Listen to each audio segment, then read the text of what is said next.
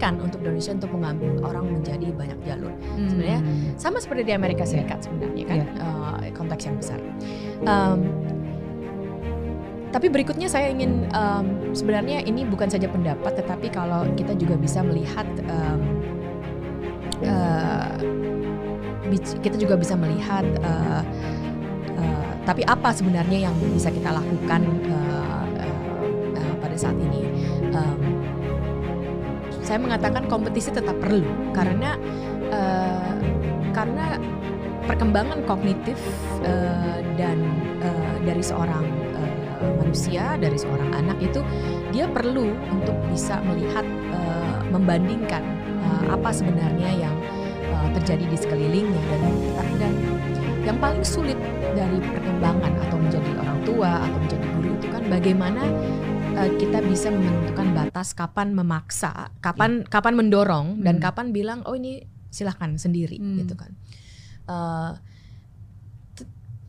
Untuk bisa melakukan ini perlu suatu perlu sistem yang ada perbandingannya juga. Kalau itu sama sekali tidak ada perbandingan, anaknya juga akan menjadi hilang. Adik saya sebenarnya berada di mana.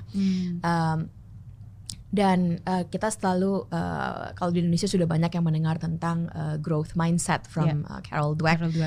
Kebetulan saya kenal pribadi dengan Carol Dweck. Ya, karena ini satu field dengan saya dan saya di Stanford saya Stanford 1 tahun waktu sabbatical dan saya kenal cukup baik dengan Carol Dweck, sering berbincang dengan beliau dan menumbuh.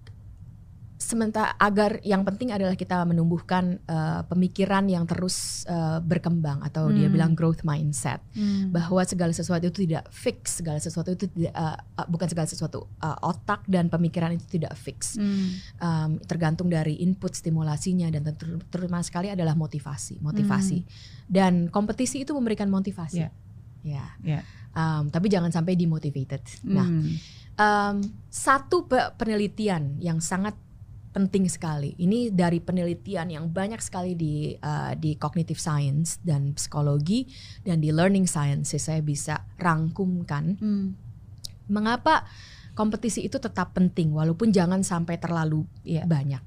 Karena di dalam hasil dari seluruh penelitian itu kita menemukan di ilmu cognitive science itu kita menemukan yang kita sebut adalah the Goldilocks effect atau inverted U curve. Jadi kalau kita bilang ini performance